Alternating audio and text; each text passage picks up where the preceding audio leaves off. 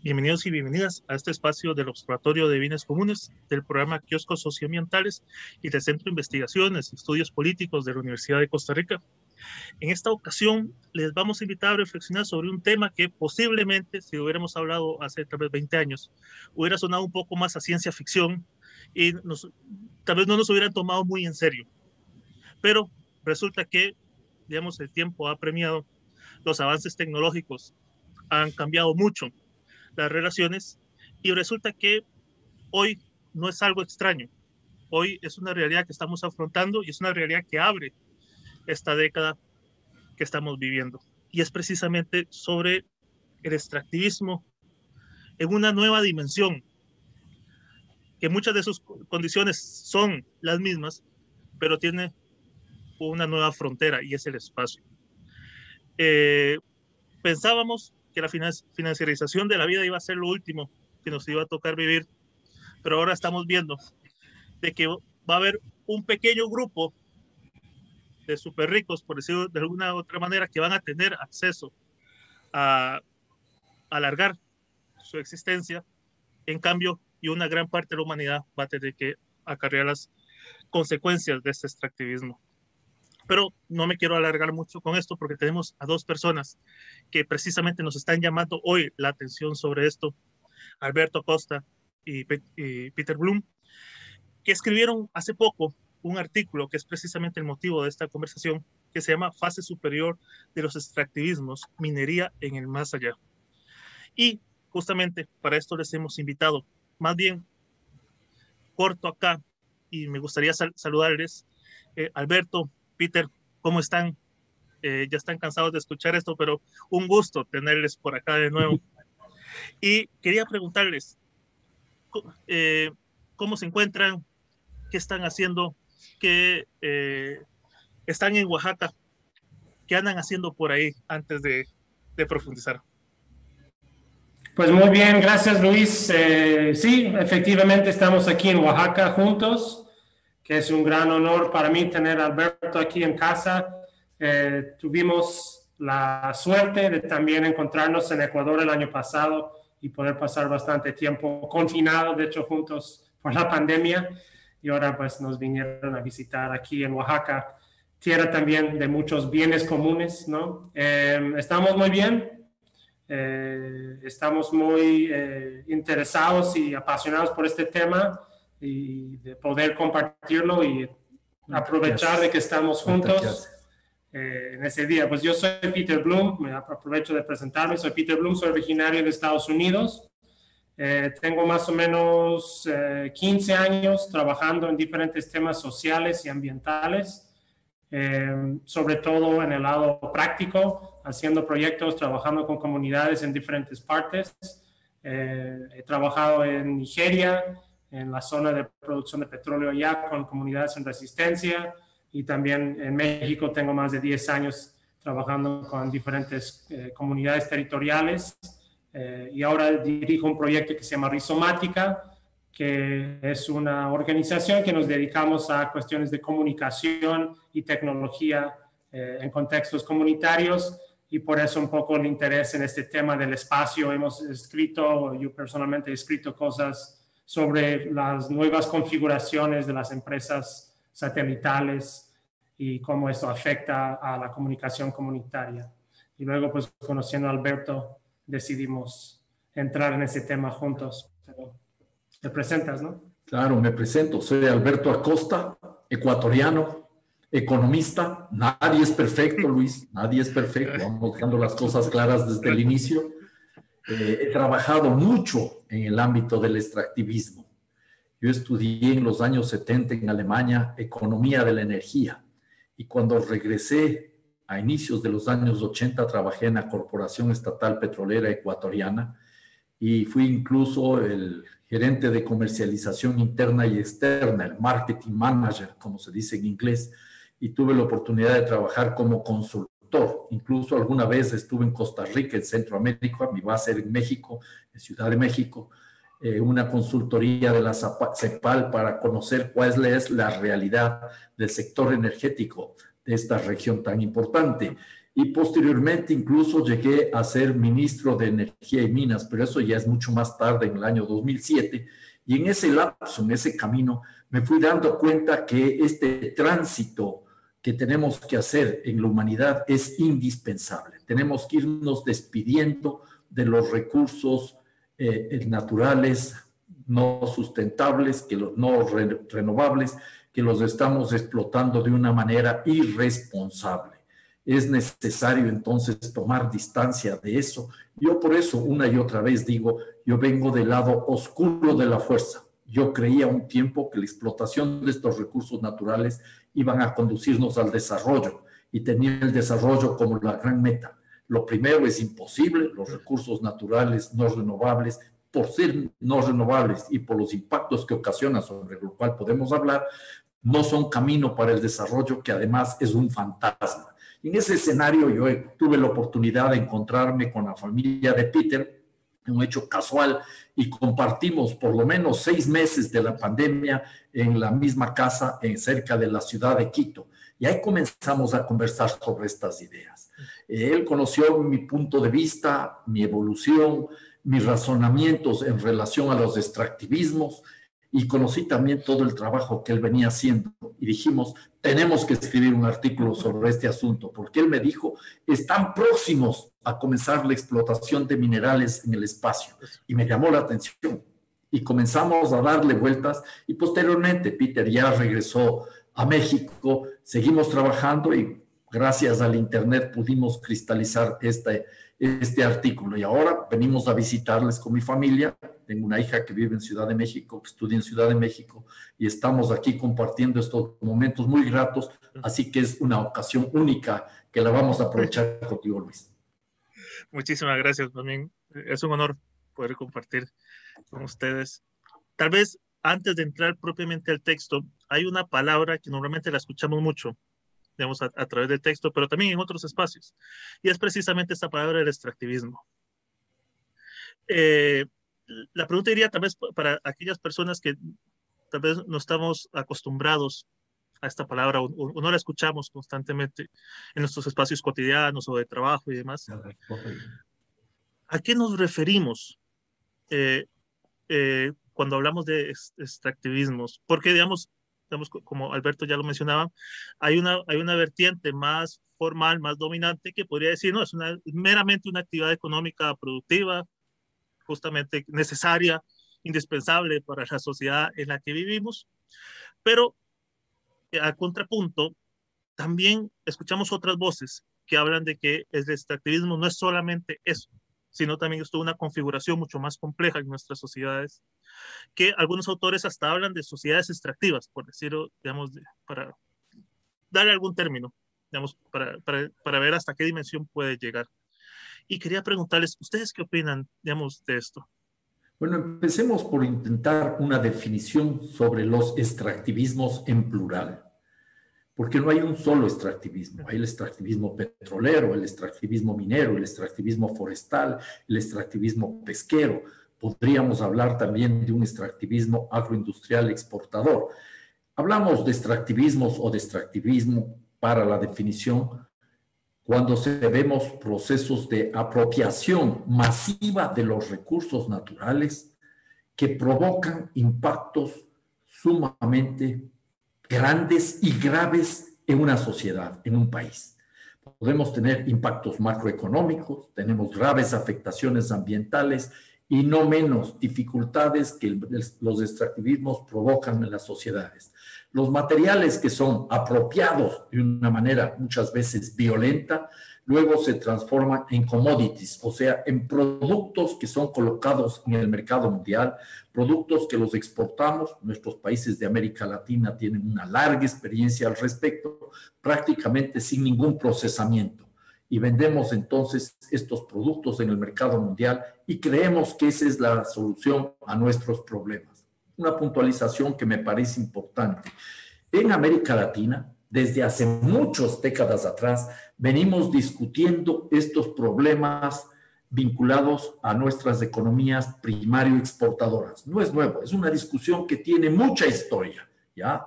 Y sobre la cual hemos procesado varios análisis y varios estudios, mucha gente desde tiempo atrás. Incluso se ha llegado a hablar de la maldición de los recursos naturales y de la paradoja de la abundancia. Yo inclusive hice un libro que se llama La maldición de la abundancia y llegamos, no es una teoría solo mía, sino concluyo con varias personas, a establecer que este tipo de economías son economías rentistas, que conducen a tener un estado rentista, y esto es fundamental para analizar luego nuestro artículo. Se construyen sociedades clientelares y a la postre todo esto demanda gobiernos autoritarios, en mayor o menor medida. Podríamos inclusive ver unos análisis recientes donde se puede anotar con absoluta claridad cómo a mayor extractivismo, mayor autoritarismo. El hiperextractivismo viene de la mano del hiperpresidencialismo, que es un asunto interesante. Ahora, estas ideas que ya las conocíamos y que fueron planteadas desde las teorías de la dependencia, se enriquecieron en los últimos años con esta lectura de los extractivismos, que surge más desde las comunidades, menos desde la academia, y que surge de espacios de resistencia.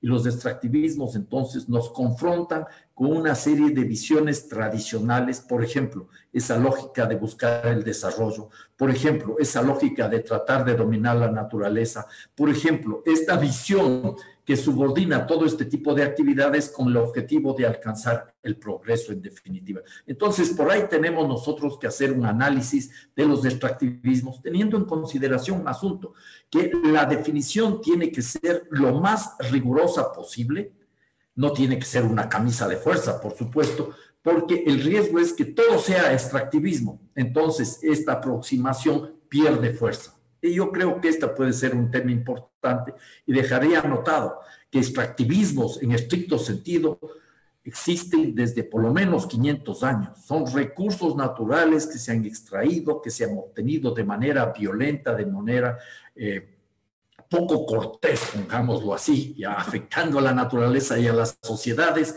Y recuerdo que don Cristóbal Colón, en su bitácora de viaje, el diario que lleva un capitán de barco, escribió 175 veces la palabra oro, 175 veces. Y él decía, el oro es todopoderoso, del oro se hace tesoro, y quien lo tiene hace lo que quiere en el mundo e incluso puede sacar las almas del purgatorio. Cristóbal Colón no venía a colonizar solo con la fe católica, evangelizar a estos pueblos, venía en busca de recursos naturales. Menciona, digo ya, 175 veces la palabra oro y menos de 50 veces la palabra Dios o Ser Supremo. Para aterrizar esto, entonces estamos viendo que la búsqueda de recursos naturales es un elemento esencial de este sistema, particularmente en esta fase del capitalismo global.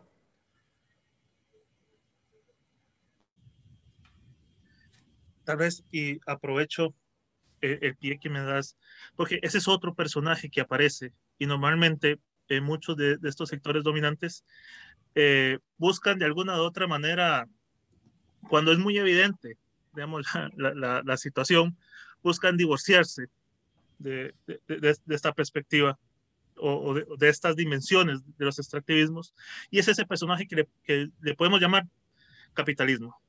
Digamos, y resulta que ustedes mencionan una frase de Rosa Luxemburgo, digamos, muy provocadora, que es que ella misma señala que el capitalismo ocupa economías no capitalistas para garantizar su expansión y sobrevivencia. Y aquí me uno a lo que Alberto nos mencionaba, porque es que también se rompe un poco esta lógica de progreso o división como muy lineal, digamos, de la historia, porque evidentemente aparecen tres dimensiones que aún hoy tienen protagonismo en nuestros territorios: conquista, colonización, imperialismo. Entonces, quería preguntarles justamente a la luz ya del texto y para ir profundizando, ¿cómo caracterizan ustedes ese recorrido, digamos, en el periodo de tiempo que ustedes están reflexionando en el artículo? Pues sí, efectivamente, estamos en el artículo, tratamos de basarnos en estas ideas de que siempre existe esta búsqueda de expansión, este expansionismo, ¿no? Entonces, dentro del sistema capitalismo, obviamente, hay una fuerte tendencia al extractivismo. No es solo eso, o más bien, cuando hablamos de extractivismos, ampliamos eso a entender muchas otras cosas, como extraer valor de la mano de obra, etcétera, ¿no? No es solo de un recurso natural per se, pero cómo llegar a un territorio virgen, supuestamente, y de ahí implantar un sistema de acumulación. Entonces, lo que dice Rosa Luxemburgo, y luego hay otros importantes filósofos, inclusive economistas, geógrafos que hablan de esto, de cómo es que el sistema capitalista buscando, realmente eso es una cuestión de doble cara. Uno es buscando expandirse y el entender por qué es para no estancarse. Entonces, el capitalismo per se tiene que expandir para sobrevivir. Si se queda estancado, es como un tiburón. Yo siempre lo pienso como si fuera un tiburón. Si deja de nadar y comer, se muere, ¿no? El capitalismo es un poco similar. Entonces, Luxemburgo habla de eso, obviamente, hace más de 100 años atrás, de cuestiones, y ahí entramos en el imperialismo y otros procesos pues más clásicos, ¿no? Que ahora ya en cuanto al imperialismo, pues tal vez no hablamos tanto de eso y hablamos de otras cosas como el neoliberalismo o el mercado global, y esos son otros términos a veces que usamos para explicar esta expansión del sistema de acumulación capitalista. Entonces, si posicionamos a la tierra, pues bueno, la tierra es finito, tiene una cierta cantidad de recursos, tiene una cierta cantidad de población, y pues ya que expandiste el sistema de acumulación capitalista a cubrir todo eso, tienes que empezar luego entonces a buscar otras oportunidades. Y como hablamos en el artículo, estas oportunidades empiezan a ser cosas más allá de meramente recursos naturales, ¿no? Físicas, cosas que salen de la tierra o del mar. Y pueden ser como el sistema de pensiones, puede ser la atención, o sea, hablamos ahora de la economía de la atención, lo que extraen, por ejemplo, las empresas digitales como Facebook y Google, son cosas que antes no se comercializaban, no había manera de hacer dinero ahí, ahora sí lo hay, ¿no? Y lo mismo ahora lo que vemos en los mares y en el espacio sideral, que, ok, ahora ya es posible llegar a estos lugares y es posible extraer cosas, y sobre todo lo que suceda primero es un extractivismo de recursos naturales, ¿no? Entonces así es como intentamos posicionar lo que está sucediendo, lo que estamos analizando, el caso de análisis del artículo, en como línea de tiempo, que obviamente empieza mucho antes de Rosa Luxemburgo también, pero pues ahí se ha ido desarrollándose. A mí me gustaría complementar algo de lo que señaló Peter, que lo hizo muy claro y preciso. El capitalismo necesita expandirse. El capital necesita acumular. La figura del tiburón yo la compararía quizás como la de un ciclista. Si un ciclista no pedalea, se cae, salvo que esté en bajada. A veces el capitalismo no tiene que pedalear y acumula, por ejemplo, por el lado de la especulación. El ejemplo más claro de esta idea del ciclista en bajada es, por ejemplo, la situación de este señor Jeff Bezos, que es el fundador de Amazon, que el día lunes 20 de julio del año pasado, estábamos juntos en Saolquí, cerca de Quito, ya incrementó su fortuna personal, es el segundo hombre más rico del planeta, en un solo día, en una sola operación de bolsa, en 13,000 millones de dólares, ¿ya? Entonces, el capital acumula siempre, produciendo o especulando, construyendo o destruyendo, construyendo ciudades o destruyendo a través de la guerra, o destruyendo parte de las ciudades porque han sido innecesarias y hay que renovar. Esto es una cosa que conocemos desde antes, la destrucción creativa que hablaba, creo que fue Schumpeter, yo no me acuerdo cuál rato, había un economista que decía de eso. Y entonces, en ese contexto habría que asumir algo que también mencionó Peter, que es clave. A partir de la idea de Rosa Luxemburgo, que dijo que el capitalismo requiere de estos territorios vírgenes de las economías no capitalistas, La tesis de ella decía que la economía capitalista está encorsetada geográficamente. O sea, que cuando se complete el proceso de conquista y colonización, el capitalismo tendría al declive. Pero el capitalismo ha demostrado ser muy vital, muy creativo y está encontrando otras opciones. Como dice Zygmunt Bauman, ¿no es cierto? Está encontrando la virginidad secundaria. Ya no son territorios baldíos, sino que son territorios económicamente hablando importantes. Peter menciona uno que es clave, las pensiones. Otro que también es fundamental, el mercado de carbono, el clima como espacio para acumular. Y entonces ahí tenemos una serie de cuestiones que van demostrando que el sistema capitalista necesita expandirse, ¿ya?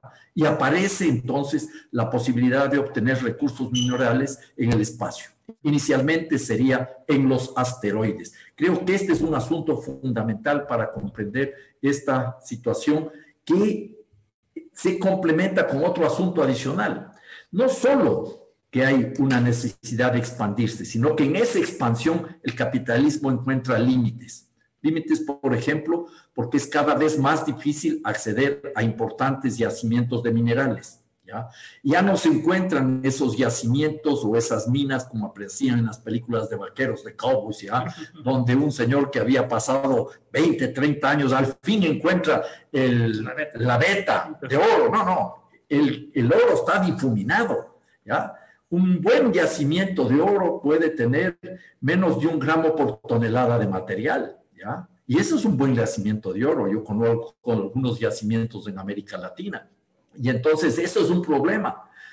Y eso tiene además otra connotación. En Estados Unidos, en Canadá, en Australia, países donde la minería, la megaminería se desarrolló aceleradamente, comienza a haber resistencia de las sociedades y comienzan a haber normas ambientales. Entonces, ese capitalismo está avanzando hacia otros lados. Y naturalmente, esta resistencia se da también en nuestra América. Hay países que han avanzado más. Costa Rica, por ejemplo, ha bloqueado la megaminería y está bloqueando la explotación de petróleo, ¿ya? Lo cual es un freno a la expansión de los extractivismos. Entonces, son de alguna manera corresponsables para que el capital busque otros espacios para seguir acumulando. Pero yo apoyo esa lucha, que no se vaya a entender mal, al contrario, estoy del lado de esa lucha. Aprovecho otra vez para tomar piel de lo que ustedes nos comentan, porque justamente tal vez de 15 años para acá empezó toda una carrera espacial, digamos que si se compara con la primera carrera espacial, la década de los 60 y todo esto, era entre potencias. Ahora resulta que hay, justamente gracias a toda esta configuración de la especulación, de este capitalismo potenciado, aparece una nueva dinámica de súper ricos, de personas que tienen la capacidad de desarrollar toda una industria espacial y que ya nos habla mucho, digamos, y tal vez no sea el tema a profundizar, pero nos habla mucho de estas desigualdades ya a nivel de sociedades que se empiezan a vivir. Pero a todo esto lo ato con una frase que ustedes dicen, que me parece que es muy, muy fuerte y es muy potente. Indican que el espacio será común mientras no tengamos acceso. Pero resulta que ya no solo los estados, digamos, en algún momento o han tenido acceso, digamos, estas dos grandes potencias, Estados Unidos, Unión Soviética, Rusia, China, luego la India, y después, bueno, ahí como se ha ido desarrollando, sino también van a haber particulares que van a tener acceso, digamos, a este espacio. Por ende, hay todo un proceso, y aquí ya les dejo a ustedes la beta abierta, de un tipo de relaciones de privatización y un montón de temas que se están pintando. Quería preguntarles, en el espacio, ¿qué se estaría entrando, digamos, ya a disputa? Porque, digamos, lo primero o lo más tradicional que uno pensaría son la parte de satélites y demás, y toda esta cuestión, los espacios en esos lugares, pero ya ustedes también nos apuntan a la posibilidad de minería en asteroides y demás, pero dejo de meter la cuchara porque yo no tengo idea. Entonces, les pediría si ustedes nos pudieran ayudar a tener un poco más el panorama de qué estaríamos viendo en el espacio y qué se estaría disputando ahí. Claro. Sí, yo creo que una manera de entender el espacio o una manera de tratar de entrar en esa discusión es, y justamente creo que para las personas que están mirando este video que podría ser interesante es, ¿el espacio es una tierra común o es una tierra de nadie? ¿No? Y hablamos de eso en el artículo. ¿Es de todos o es de nadie? Y dependiendo de cómo ves el espacio, también de ahí puede derivarse muchas otras cosas, políticas públicas, políticas de inversión y todo lo demás, reglamentación.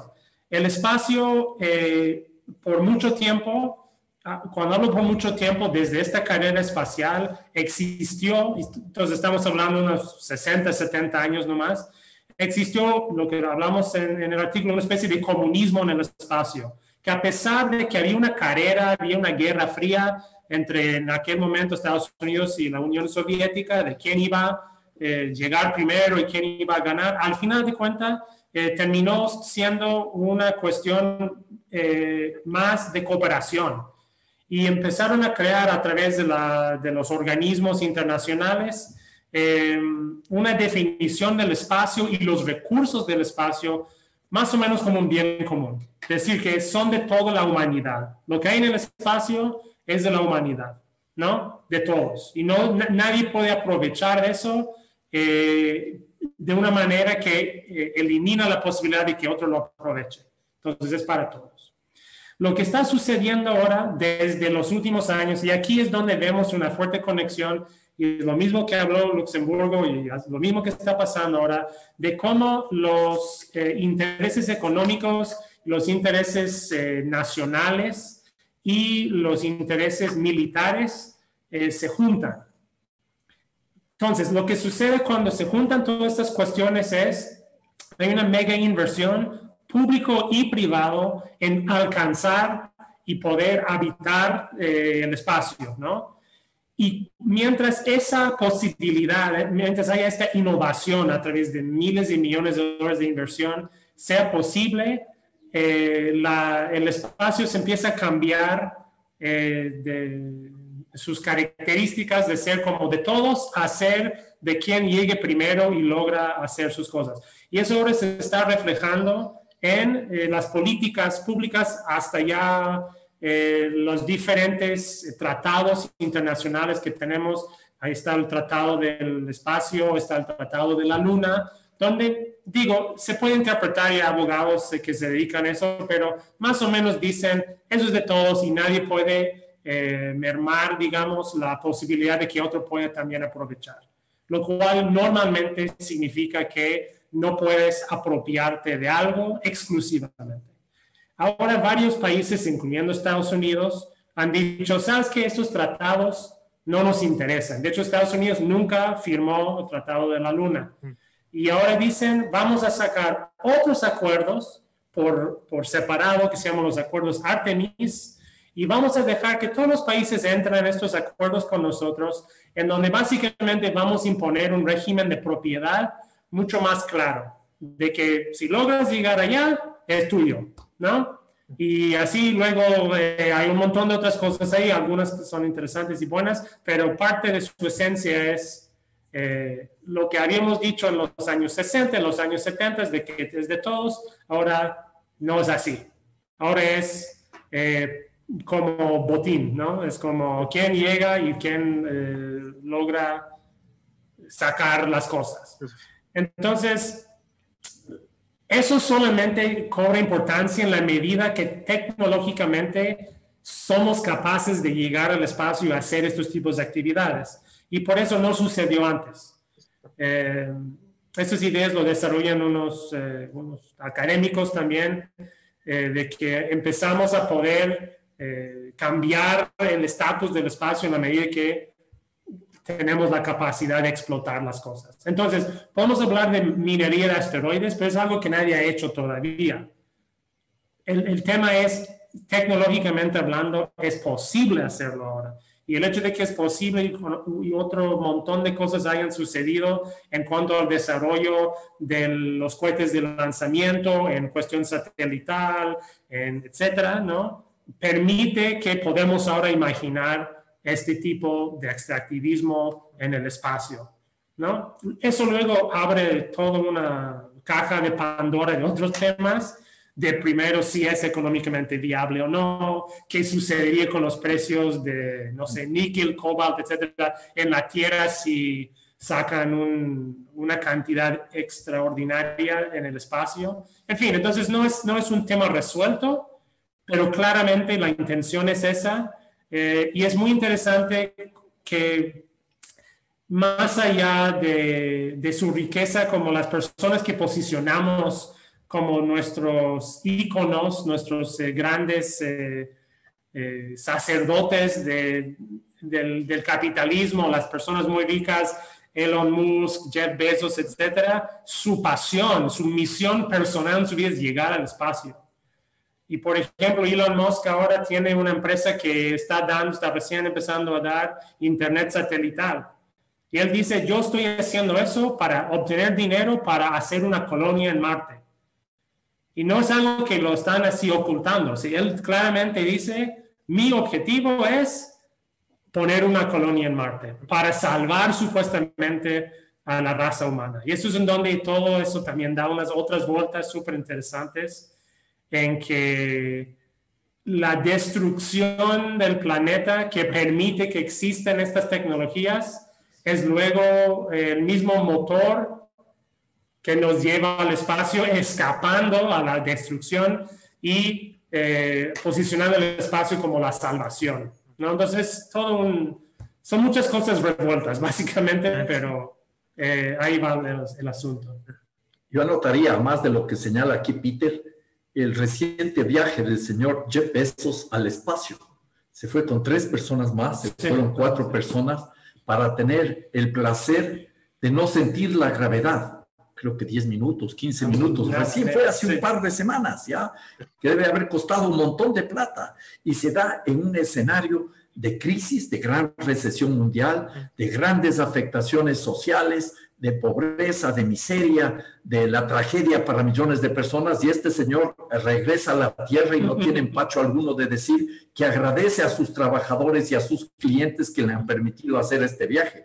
Pero él ya tiene en mente también la posibilidad de acceder a recursos minerales en el espacio. Y entonces es muy importante aquí anotar cuáles son esas explicaciones para que ya se comience a ver en el espacio los asteroides con signo de dólares, o con signo de euros, o con signo de yuanes. Ya se comienza a ver rublos también, o sea, la posibilidad de hacer negocio. Uno, diría yo, las limitaciones físicas que existen ya en el planeta, ya los yacimientos comienzan a declinar, o no se puede seguir extrayendo minerales sin provocar grandes afectaciones a la naturaleza, y hay una enorme resistencia justificada de las comunidades.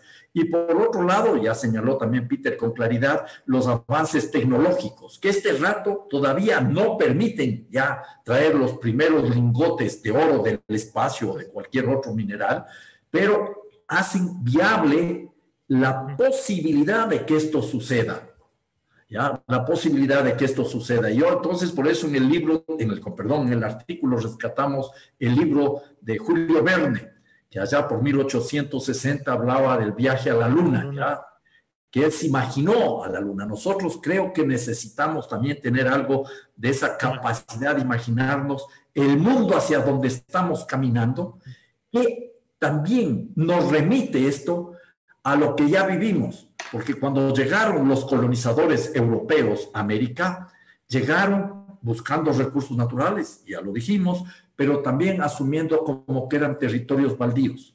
Donde iban poniendo la bandera, eso era territorio del rey, ¿ya? Entonces se ignoraba la presencia de los pueblos originarios. Esos territorios baldíos, esa lógica del territorio baldío, sigue, por ejemplo, en nuestros países en América del Sur, en la Amazonía, porque la conquista y la colonización no terminó cuando se fueron los europeos. En la actualidad se sigue ampliando la frontera en la Amazonía y estamos viendo que se lo hace de una manera brutal. Este rato mismo, Los incendios en la Amazonía, sobre todo en el Brasil, pero no solo en el Brasil, en Bolivia, en Colombia un poco menos, están presentes en Bolivia en la Chiquitanía, todo para seguir ampliando la frontera que permita mantener la acumulación del capital. Claro, la pregunta que tenemos que hacernos, ya Peter deja planteado, es ¿qué sucedería si se comienzan a traer minerales del espacio, ya?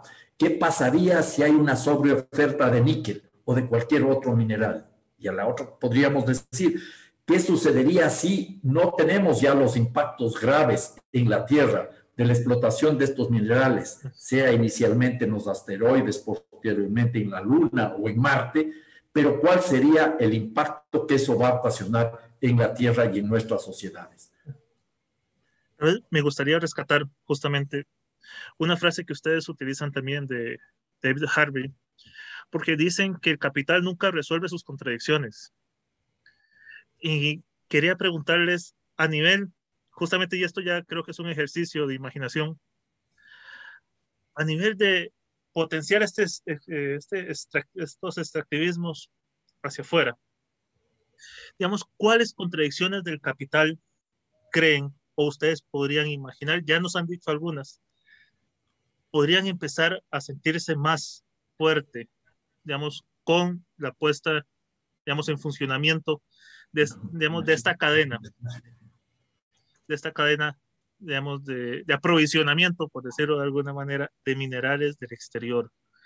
Porque, digamos, y creo que ustedes lo mencionan en el texto, la visión más idealista diría efectivamente que dejaríamos de explotar, digamos, minas, por hablar de forma muy general, en la Tierra, y estas, ¿cómo se llama?, externalidades negativas, digamos, no pasarían en la Tierra, pasarían afuera.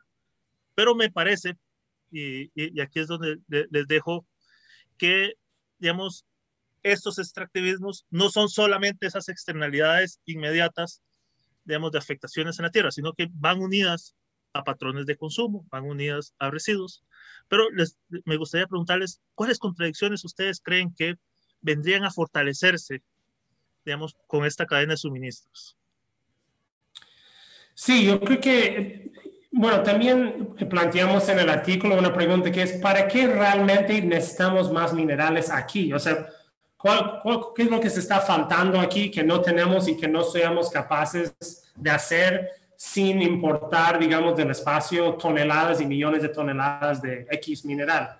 Eso tenemos que empezar desde ahí, ¿no? ¿Para qué exactamente necesitamos todo eso?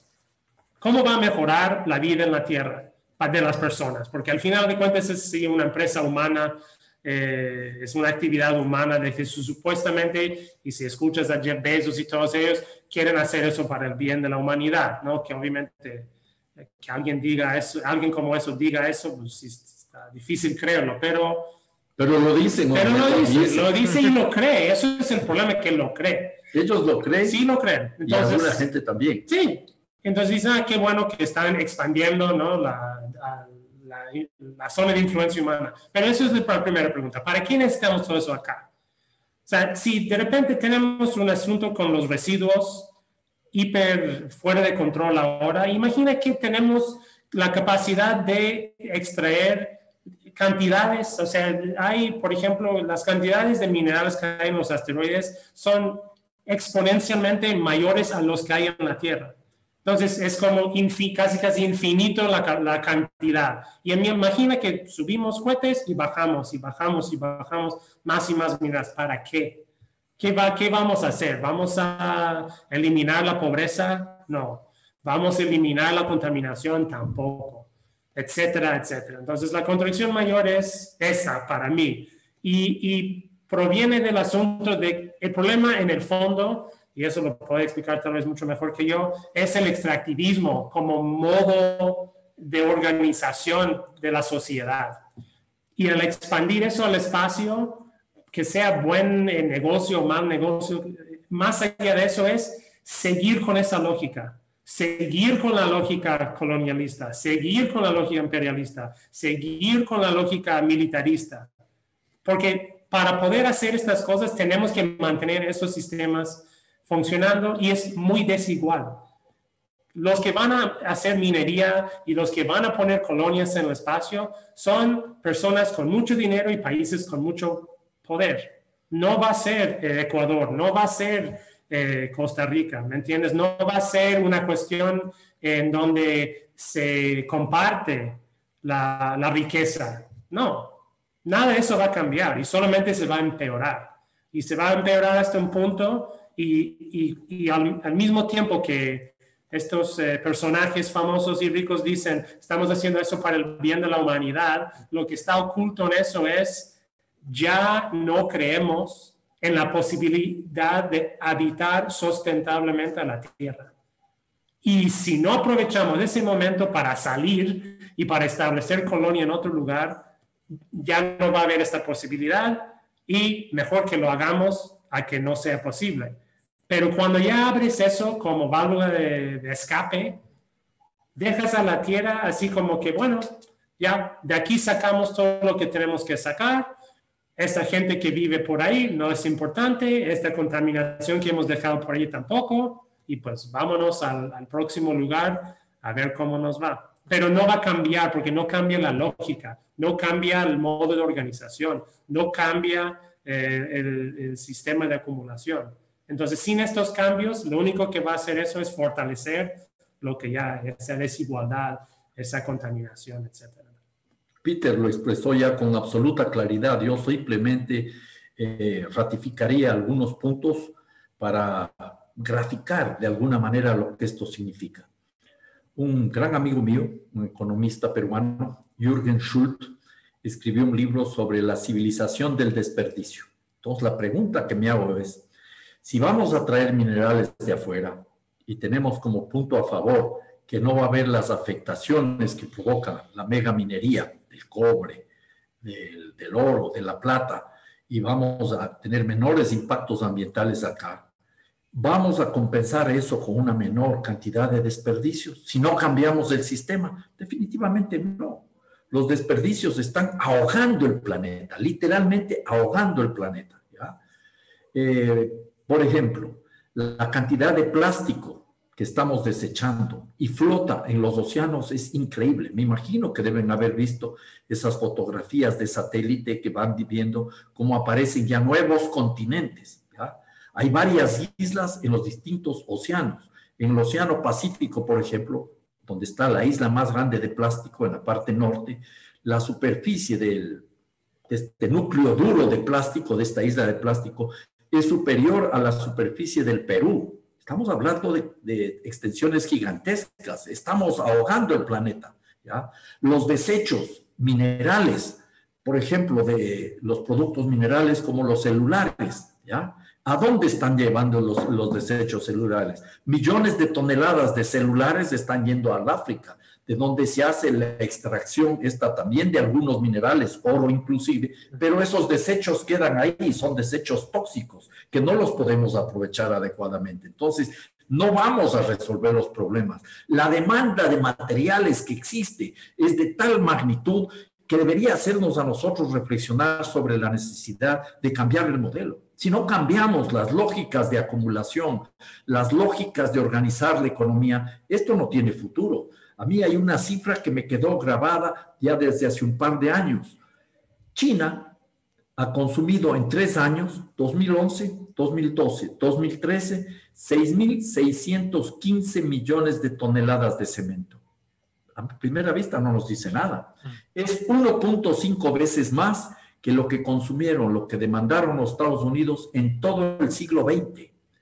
No sé si vieron, ayer o antes de ayer circulaban unas fotos de cómo se destruían 14 edificios gigantescos nuevos, nunca ocupados en China, porque no eran necesarios. Tuvieron que destruirlos en una sola ciudad.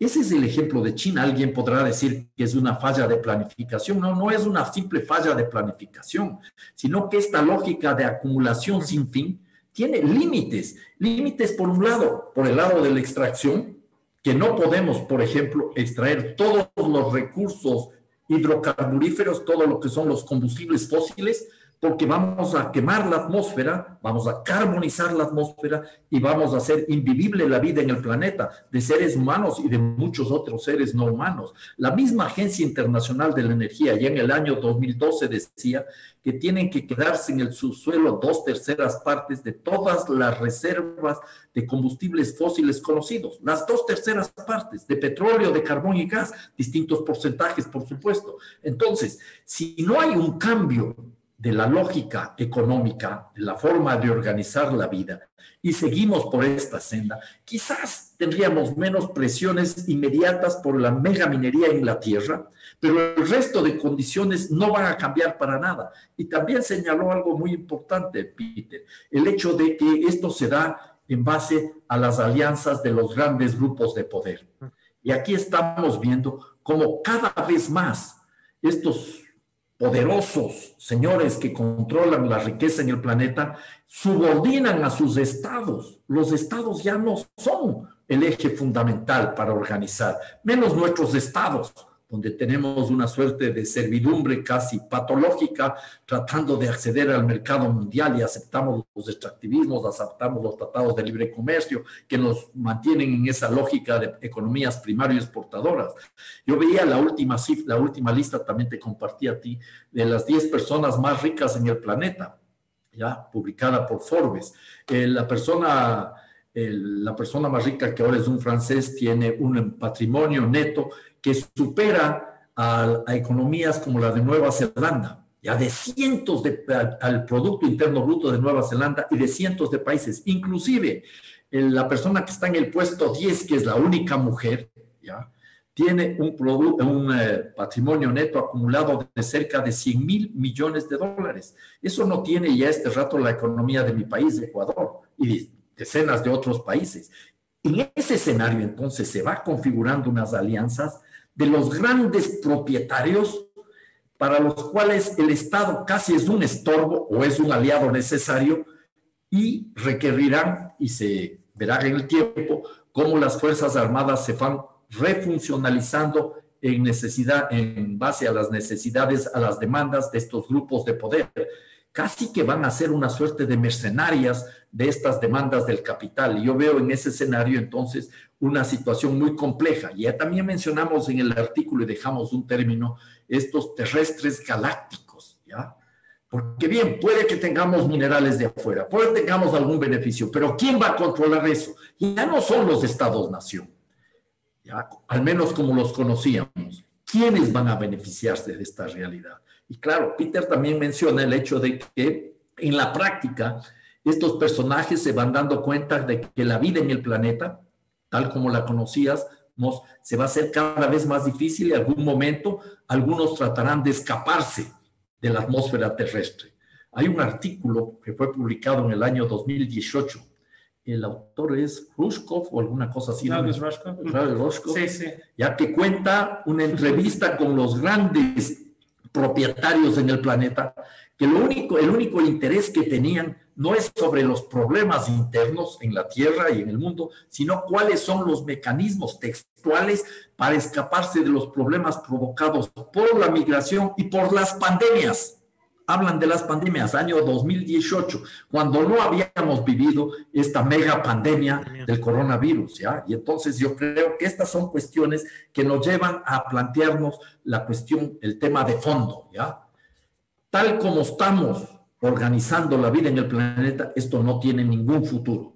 También lo decimos en el artículo, nos olvidamos de mencionar que es una visión que plantea un pensador brillante mexicano, Enrique Leff, cuando hablamos que hay un proceso de deshumanización de la humanidad y de desnaturalización de la naturaleza, casi al final de nuestro artículo, pero eso es de Enrique Leff. Me olvidé yo de poner, es mi culpa, espero que Enrique no me reclame. Escuchándoles hablar, me parece que, y les pediría si podrían profundizar, empieza a darse una mancuerna bastante peligrosa. Y es, por un lado, una utopía, digamos, capitalista, que es el de recursos ilimitados, pero que encuentra ¿cómo se llama? Su complemento en toda una dinámica de economía verde, que es esta que ustedes ya también nos comentaban de, ¿cómo se llama? Mercados de carbono, cero emisiones, que es un poco la forma, y que además estos súper ricos como que les gusta mucho esta onda, porque me imagino que el cohete de Bezos debía de alguna u otra manera, ¿cómo se llama? Cubrir su huella ecológica, digamos, de alguna u otra manera con alguna plantación de árboles o algo. ¿Qué riesgos tiene, y especialmente para nuestro futuro inmediato, la posibilidad o esta mancuerna de visiones, digamos, de mundo? Porque, digamos, América Latina, con todo esto del mercado de carbono y todo esto, nuestros bosques empiezan a ser también, digamos, lugares especulativos para todos estos títulos, porque dentro de la lógica que ustedes comentaban, era la forma de expiar, digamos, el abuso, o la forma de condonarse, digamos, las economías desarrolladas, toda su dinámica de consumo, toda su dinámica de producción, de contaminación, etcétera, con esta lógica, digamos, de compensar. Esta mancuerna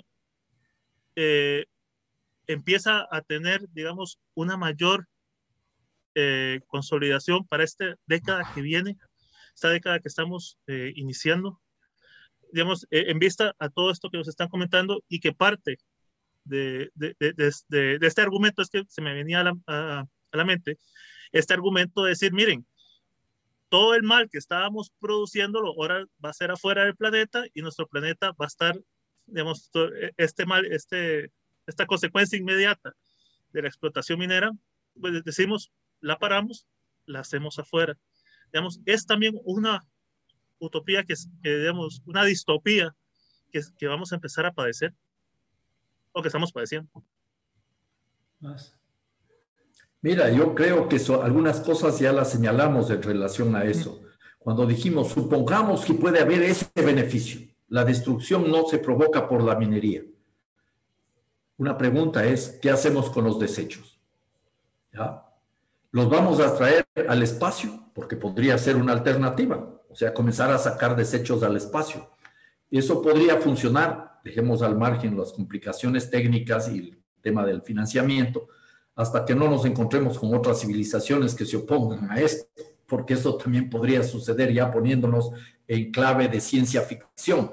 Pero hay un asunto más complicado, porque lo que se ha hecho hasta ahora, desde que estamos preocupados a nivel global con los problemas ambientales, es encontrar respuestas para salvar al sistema capitalista y no para corregir sus graves afectaciones. ¿Qué se está haciendo ahora? Ponerle una serie de apellidos a la economía. Economía verde, para seguir mercantilizando la vida en definitiva. Puede que aparezca como la solución, pero no es una respuesta de fondo. Por ejemplo, en el caso del mercado de carbono, ¿ya? Nosotros creemos que con eso se van a resolver los problemas. Tú mismo acabas de mencionar el hecho de que algunos de nuestros países se convierten en los sujetos, los territorios donde las afectaciones ambientales se trata de resolver.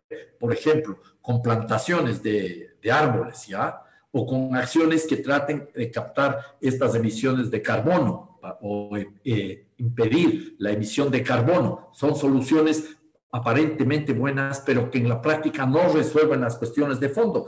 Porque, entre otras cosas, por ejemplo, seguimos destinando territorio que podría servir para la alimentación de los seres humanos simplemente para sostener el estilo de vida de los países ricos, que no cambian las modalidades de destrucción con las cuales ellos pueden tener esos elevados niveles de bienestar. Ellos y nuestras élites en el sur, porque no solo hay que ver el problema allá, sino también casa adentro. Entonces yo creo que además hay que tener mucho cuidado con este manejo que se hace de la economía, porque le estamos poniendo apellidos. Economía verde, la economía naranja para la tecnología, la economía azul para los mares y para el agua, la economía violeta o morada para resolver los problemas sin afectar el sistema, atendiendo preferentemente a las mujeres, y al contrario, podríamos sacar otras conclusiones desde la lógica de los cuidados, que ponen entredicho todas estas visiones mercantiles, extractivistas, acumuladoras,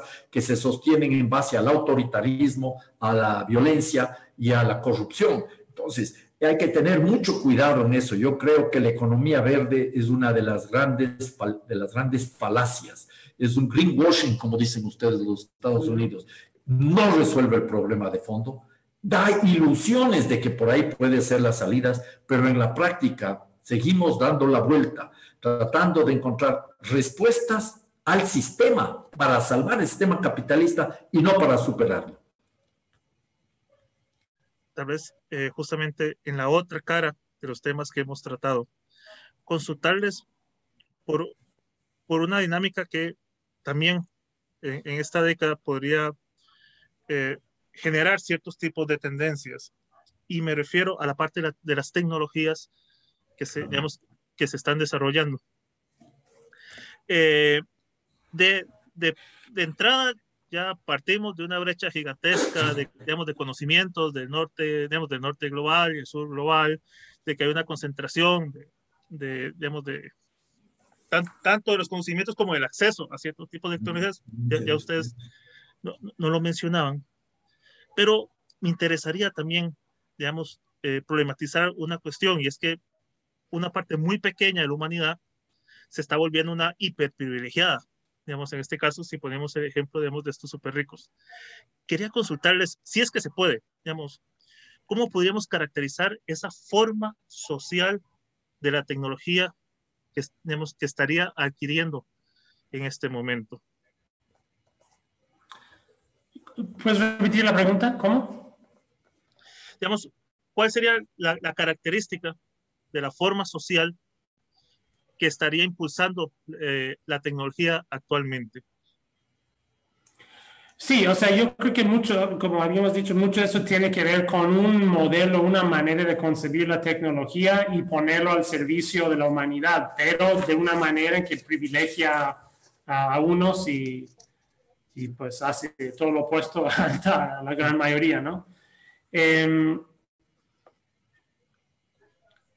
En parte, el tema con el espacio específicamente es un poco complejo también, porque en parte dicen, para que hagamos esa transición tecnológica dentro de la Tierra, vamos a necesitar más recursos. Y esos recursos vamos a tener que encontrarlos aquí, el litio, por ejemplo, y vamos a tener que también encontrarlos en el espacio. Pero energéticamente hablando, traerlos del espacio, pues también gastamos muchísimo energía, y eso sí es energía de hidrocarburos, ¿no? Entonces nos quedamos en un núcleo, pero por ejemplo, para lanzar un cohete ahora es con gasolina. No hay otra manera de hacerlo, ¿no? Todavía no existe un cohete eléctrico, ¿no? Y no sé si va a haber, tal vez algún día. Pero el punto es, y un poco dando seguimiento a lo que dijo Alberto, o sea, ¿en qué momento vamos a parar con este ciclo? Porque si lo que ahora es la justificación de buscar recursos es luego así, entonces usar menos recursos, algo está mal, ¿no? Y entonces desarrollar la tecnología, en vez de invertir miles y millones de dólares en desarrollar cohetes para ir al espacio, ¿por qué no desarrollar tecnología para reciclar los desechos electrónicos? Que también usa un montón de energía, pero bueno, también ir al espacio. O sea, hay otra manera de pensar la tecnología. Hay otra manera de poner la tecnología al servicio de la humanidad.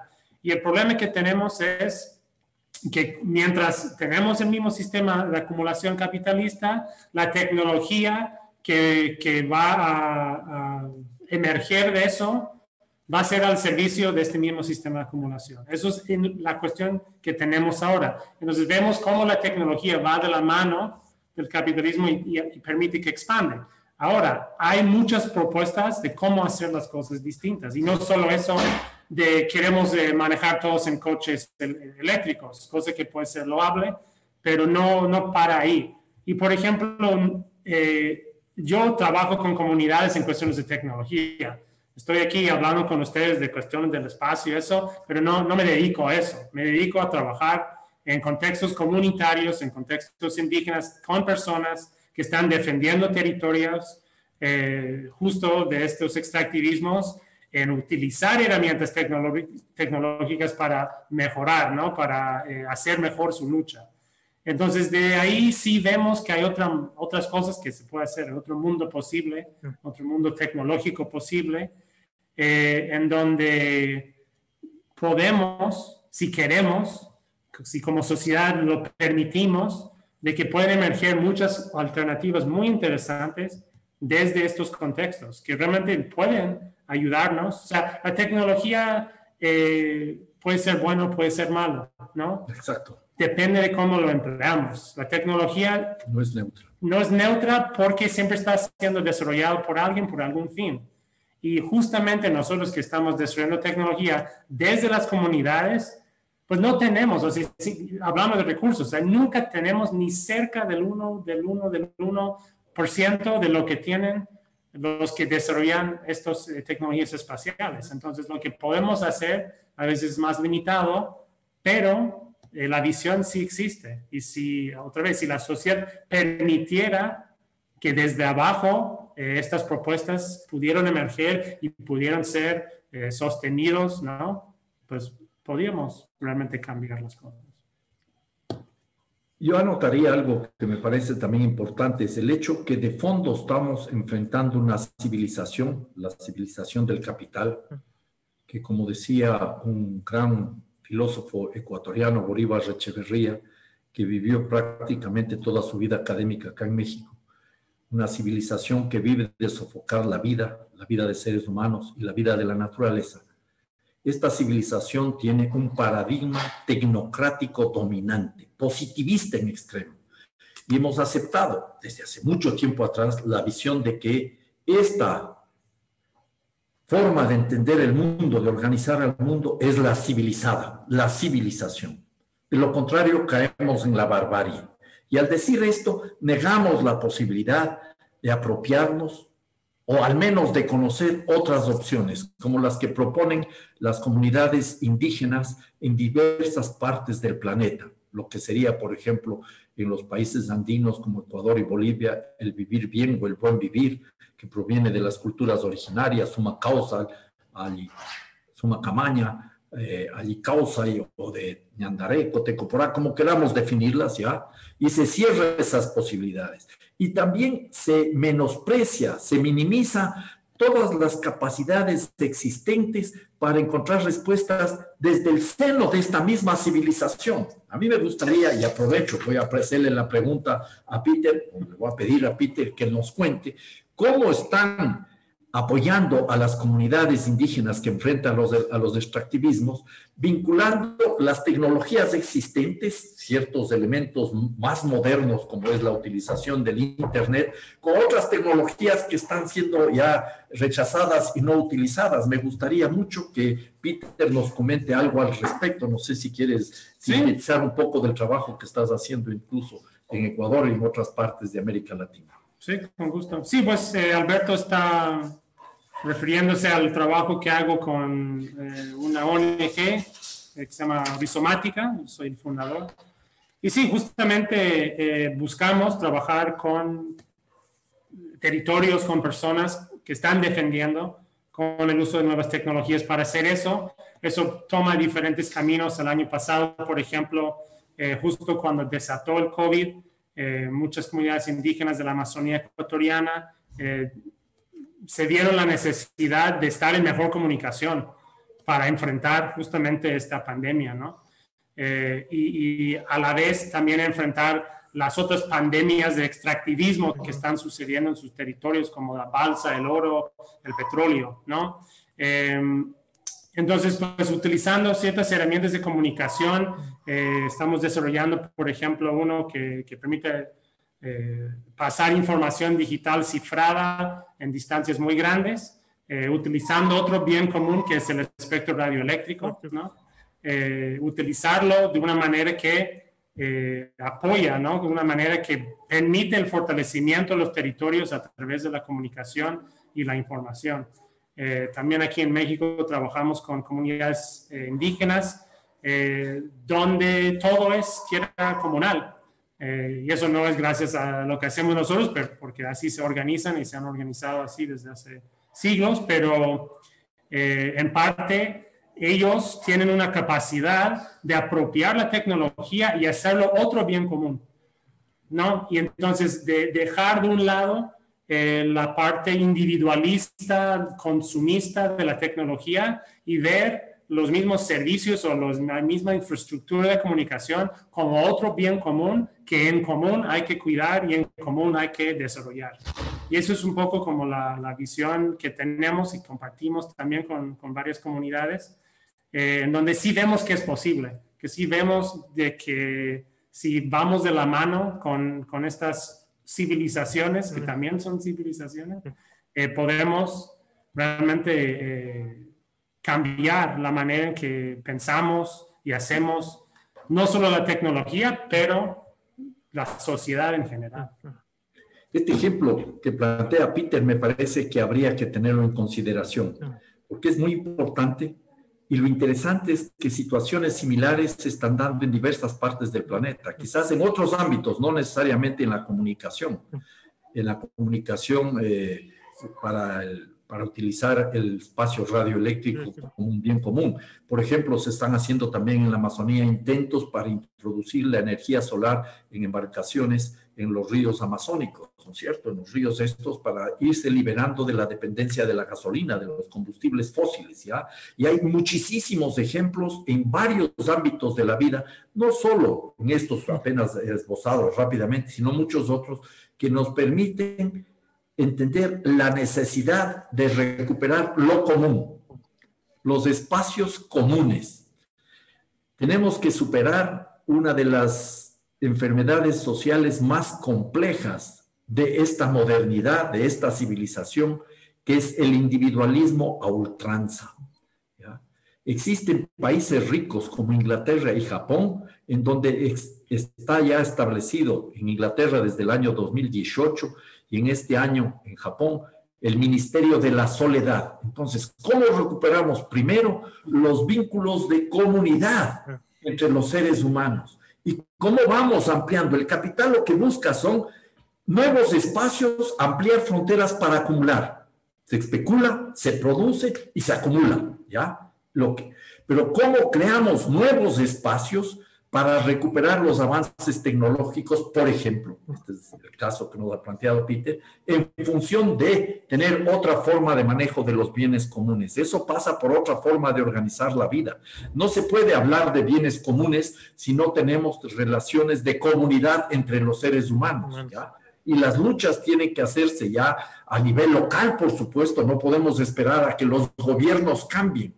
Tenemos que cambiar de gobiernos, pero hasta que eso suceda va a pasar mucho tiempo. Tenemos que dar respuestas ahora. La gran tarea es cómo hacer un ejercicio de intercambio de estas experiencias para que las luchas de resistencia se transformen también paulatinamente en luchas de reexistencia, de construcción de otras formas de vida. Porque cuando estamos diciendo no a la minería, estamos de alguna manera diciendo sí a la forma de vida que tenemos, pero mejorando nuestras condiciones para poder tener unas relaciones mucho más dignas entre los seres humanos. Todo eso nos lleva a pensar la economía desde sus raíces, liberarnos de la religión del crecimiento económico permanente, dar paso a una desmercantilización de la naturaleza, una desmaterialización de los procesos de producción, otros patrones de consumo, descentralización y desconcentración de los procesos productivos, redistribución de la riqueza y de los ingresos, ¿ya? Y mucha democracia, para que sean desde las bases comunitarias las opciones que se van construyendo. Y ese es el gran reto que tenemos entre manos, Luis. No, muchísimas gracias. Tal vez para terminar, les pediría si ustedes pudieran, con su generosidad, darnos un regalo o regalos para las personas que nos están viendo. Como ustedes saben, y se los comenté, este es un espacio de diálogo que procuramos de alguna o de otra manera pueda continuar más allá de este momento que estamos teniendo nosotros.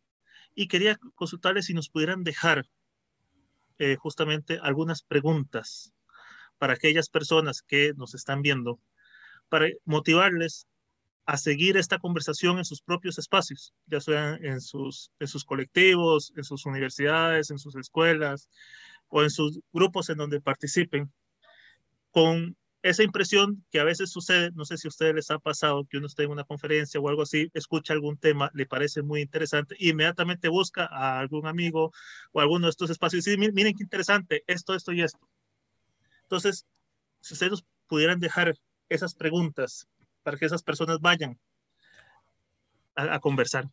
Claro que sí, Luis. Pues también agradecemos el espacio y la oportunidad de hablar contigo y a las personas que vayan a ver y escucharnos en el video. Bueno, uno que yo tengo es algo que tocamos, que esta cuestión de la disputa entre el tierra común y la tierra de nadie, ¿no? Terra nullius. Yo creo que una cuestión de reflexión es ¿qué determina que una cosa u otra suceda? En esa disputa, ¿cómo nos posicionamos? Y especialmente hablando de esferas de la vida en donde estas tierras vírgenes, donde se está llegando a querer vaciar, a querer hacer de nadie para luego hacer de sí mismo. ¿Cómo defendemos? A mí el tema con el espacio es ese, porque como tú y yo y Alberto no podemos estar allá con nuestros pancartas en la luna protestando, ¿cómo le hacemos, no? ¿Cómo le haces cuando hay una cuestión gigantesco, poco explorado, poco conocido? ¿Cómo le hacemos para que no termine siendo una tierra de nadie y se mantiene como una tierra común o un bien común? Eso para mí es como fundamental reflexionar. ¿Qué es lo necesario? ¿Cuáles son los mecanismos? ¿Cuáles son los pasos que podríamos tomar para que no suceda eso, ¿no? Para que no suceda eso y para recuperar espacios comunes. Por ejemplo, el uso del agua, ¿ya? Ese debería ser un tema fundamental. Transformar el agua en un derecho humano, ¿ya? El agua es vida, no puede ser privatizada desde la visión del derecho humano, pero desde la visión del derecho de la naturaleza, que no es lo mismo que el derecho ambiental, hay que garantizar el ciclo vital del agua. Entonces, pensar el agua desde esa perspectiva de los seres humanos y desde la lógica de la naturaleza, de la integralidad, de la relacionalidad, de todo este sistema mundo que tiene que ser nuevamente repensado, reencontrándonos con la madre tierra. Quizás a modo de pregunta, o más que pregunta, de sugerencia, ¿ya? Les cuento una anécdota. En mi vida yo tengo mucho más años que Peter, le doblo en edad casi ya, y entonces yo he tenido algunas experiencias desde la vida política. Yo he estado muchas veces en actividades políticas, incluso fui presidente de la Asamblea Constituyente en Ecuador, y alguna vez en alguna de las campañas llegué a un barrio suburbano en la ciudad de Guayaquil, uno de los barrios populares, donde fui muy bien recibido. Pero una mujer joven me dijo, mire economista, yo voy a dar mi voto por usted, no lo dude, pero hágame un favor, no venga a decirme lo que tenemos que hacer en este barrio. Usted no vive en este barrio, usted no conoce nuestros problemas, usted no tiene ni idea de nuestras dificultades y contradicciones, menos aún de nuestras capacidades. Siéntese y discutamos juntos cuáles pueden ser las soluciones. Fue para mí un gran mensaje. Y desde entonces no estoy buscando simplemente las respuestas macro de la economía nacional, de la economía regional, de la economía global. Hay que hacerlo. Y eso es lo que intentamos con Peter al reflexionar sobre algo que va más allá de la frontera terrestre, ¿ya? Y lo que hay que plantearnos es cómo cambiar la vida desde nuestras comunidades, comunidades urbanas y comunidades rurales, en todos los ámbitos, absolutamente todos los ámbitos. Este es un ejercicio muy interesante si se lo hace con mucha responsabilidad y seriedad. No quiere decir que se va a dejar de exigir a los gobiernos locales o gobiernos nacionales el cumplimiento de sus obligaciones, pero no podemos quedarnos cruzados de brazo hasta que se cumplan esos derechos que tenemos frente a los estados nacionales y también a nivel global. Algo hay que hacer y ese ejercicio es muy enriquecedor, Luis. Es interesante ver cómo se dan respuestas en tema de educación, en tema de alimentación en los barrios urbanos, no solo en los barrios campesinos, en las comunidades campesinas, el tema de la seguridad, el tema de la energía, el tema de organizar la vida de las personas de la tercera edad, etcétera. Ese es un gran reto, eso es un gran ejercicio y creo que ese es un paso para recuperar los espacios comunes, los bienes comunes que demandan más comunidad, no más Estado y mucho menos más mercado. Lo que requerimos es más mancomunidad, interrelación, interdependencia y vida en armonía de los seres humanos entre sí y con la naturaleza. Más bien, les agradecemos muchísimo su participación. Ha sido un honor y nos han dejado no solamente ideas potentes, sino también tareas, digamos, que debemos asumir y como ustedes mismos nos invitaban, desde espacios propios, desde nuestros espacios más cotidianos, que es donde la mayoría de las cosas se disputan, tanto de sentidos y demás. Más bien agradecerles toda la generosidad, sus palabras, su tiempo y hasta la próxima.